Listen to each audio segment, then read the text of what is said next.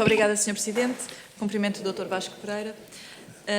Eu gostava de lhe perguntar, ainda relativamente a esta questão do Hospital de Lusíadas, e não tanto relativamente à prescrição ou não do medicamento, mas relativamente à relevância do cancelamento da consulta, no fundo.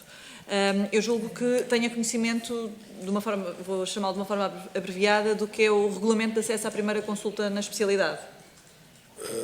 Aplicável ao setor público. Sim, exatamente. Tenho... Se conhece, portanto, foi aprovado pela Portaria 147 de 2017. Sim, tenho ideia dos termos gerais do regulamento. E nesses termos, tem ideia se uma pessoa que vá a uma consulta numa instituição privada, como seria o caso dos Lusíadas, poderia, por essa via, ser referenciado para um hospital público? Novamente, o Grupo Lusíadas não tem qualquer capacidade de introduzir membros dentro daquilo que é o espectro do sistema do Serviço Nacional de Saúde. Portanto, os doentes que são referenciados para o Grupo Lusíadas ou que vêm ao Grupo Lusíadas, nós não temos qualquer capacidade de influenciar, introduzir ou de alguma maneira, eu diria, afetar o acesso deles ao Serviço Nacional de Saúde. Mas, no caso, esta portaria, no seu artigo 8º, diz especificamente, vou apenas ler a parte que interessa para não estar a amassá-los, mas basicamente que o SIGA, a primeira consulta hospitalar, obedece às seguintes regras específicas de funcionamento e depois diz que as referenciações para a primeira consulta hospitalar são efetuadas nos seguintes termos e depois referenciações a partir de entidades externas ao SNS. Onde, aqui da minha interpretação, uma entidade externa ao SNS pode ser uma entidade hospitalar de cariz privado, como é o caso dos Lusíadas. E, portanto, a meu ver, nesta perspectiva, pode haver uma referenciação de uma entidade privada para o SNS. Não lhe consigo confirmar que é esse o entendimento, mas... Não tem conhecimento se no âmbito dos trabalhos dos médicos, não é? O trabalho normal, se não fazem essas referenciações recorrentemente. Eu julgo que a referenciação não será o termo correto. Eu estou a usar o termo da portaria. Não, certo. As portarias normalmente funcionam muito para o setor público. O ponto que nós temos tem a ver com a opcionalidade que o doente tem de escolher qualquer instituição para o seu tratamento. E, portanto, quando vem, é muito normal, é habitual nós termos aquilo que nós denominamos a nossa taxa de no-shows. Taxa de pessoas que agendam consultas e que depois optam por não ir à consulta e por poder seguir o seu tratamento noutras unidades. Poderão ser elas do setor privado ou do setor público. Para qualquer um deles haverá critérios de elegibilidade. Sim, mas essa não é a circunstância, ou seja, neste caso ela poderia ter aparecido e a médica, por exemplo, por aquilo que estava a referir há pouco, o medicamento não estar ainda aprovado e o Hospital de Lusíadas não ter a competência para fazer o pedido ao Infarmed para depois o tratamento com o respectivo medicamento, a médica, que até por acaso estava no Serviço Nacional de Saúde, mas não teria que estar, fazer essa referenciação, dando indicação de que aquelas crianças estariam aptas para um tratamento com o medicamento X, mas que teriam que ser vistas no âmbito do Serviço Nacional de Saúde. Eu não tenho conhecimento profundo desse diploma a ponto de lhe poder confirmar o que me está a dizer. No fundo, aquilo que gostaríamos de saber é se, mas se calhar também não nos sabe dizer, era se no âmbito das funções dos médicos no Grupo Lusíadas, se tem conhecimento de alguma vez ter acontecido alguma referenciação deste tipo. Não, vamos lá, o Grupo Lusíadas é um grupo de saúde privado e que pretende prestar cuidados de saúde, esse é o objeto da toda a nossa atuação. Não é referenciado doentes para fora do Grupo Lusíadas. Portanto, o que nós queremos é reter os doentes. E, portanto, o ponto é, se isso existir, é um processo que eu não sei qual o enquadramento jurídico específico, mas será sempre uma exceção. Nunca é um processo normal, se quiser, dentro do grupo. Sim.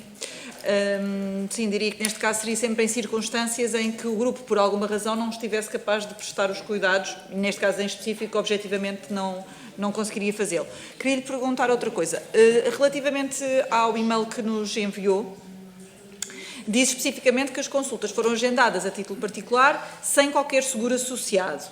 O facto de na consulta não terem identificado um seguro não significa que no momento em que estivessem presentes para a consulta não pudessem vir a identificá-lo. Eu não vou responder especificamente neste caso e vou responder genericamente. Sim, genericamente. Qualquer pessoa pode apresentar uma entidade financeira responsável, ou seja, uma seguradora, um subsistema, em qualquer momento do seu tratamento. Portanto... Portanto, a circunstância de não ter feito no contacto inicial não significa que não tivesse efetivamente um seguro de saúde que pudesse vir a utilizar. A circunstância de qualquer cliente, quando agenda uma consulta, não referir qual é a seguradora ou a entidade financeira responsável, não impossibilita ao cliente de o apresentar posteriormente. Muito bem. Relativamente a outra questão que já foi aqui abordada, a questão da propriedade dos Lusíadas. E, portanto, na altura dos factos, quem é que era o proprietário do Grupo Lusíadas? O proprietário, afinal, Sim. era a United Healthcare, o United Health Group, um grupo americano, que se chama United Que detinha Health, também a Amil que detinha também a Amil. E nesse caso não considera que, de alguma forma, o Grupo de Lusíadas acabou por beneficiar desta mudança dos cuidados no serviço privado para o serviço público, até porque, como referi há pouco, dizia que o Grupo de Lusíadas não tem qualquer interesse em transferir os utentes, não é? Portanto, quer retê-los porque quer fazer os tratamentos. Não. Não considero. Não beneficiou? Não. Ok. Mas se as gêmeas tivessem sido lá acompanhadas, o grupo teria tido benefício económico? Hipoteticamente, se um cliente for seguido nos Lusíadas, por oposição a estar a ser seguido em qualquer outra organização, naturalmente que é o objeto do nosso grupo. E, portanto, sim, teríamos vantagem em seguir os doentes e não referenciar os doentes. Porém, se as gêmeas tivessem o seguro de saúde com a AMIL, por sua vez, teria que pagar os respectivos tratamentos. E aí teria, eu não vou dizer o prejuízo, porque faz parte do que é a atividade da seguradora, mas teria um valor associado, que teria que custear. Ó, Sra. Deputada, estamos a falar num conjunto de pressupostos que teriam todos de acontecer para esse facto conduzir, como está a dizer. E, portanto, os pressupostos que está a referir seria se uma pessoa que agendasse uma consulta no Grupo Lusíadas, que não identificou uma entidade financeira responsável, se viesse a identificar uma entidade financeira responsável, se o tratamento viesse a ser possível ser efetuado e se a entidade financeira responsável assumisse a responsabilidade por esse tratamento, a resposta é se o Grupo Lusíadas teria uma vantagem, teria. Se a seguradora teria uma desvantagem, eu não sei gerir seguradoras e, portanto, não lhe consigo dizer se isso está envolvido dentro do algoritmo deles ou não. Muito bem. Ainda há pouco, fui eu que não percebi, talvez tenha referido, porque houve alguns momentos em que variou no tempo. Portanto, ora estávamos a falar da altura dos factos, ora já estávamos numa fase mais posterior. E, se calhar, a pergunta mais simples e a primeira é quando é que teve conhecimento do caso específico destas gêmeas? Pelos meios de comunicação, quando começou a existir, eu diria, toda esta cobertura dos meios de comunicação.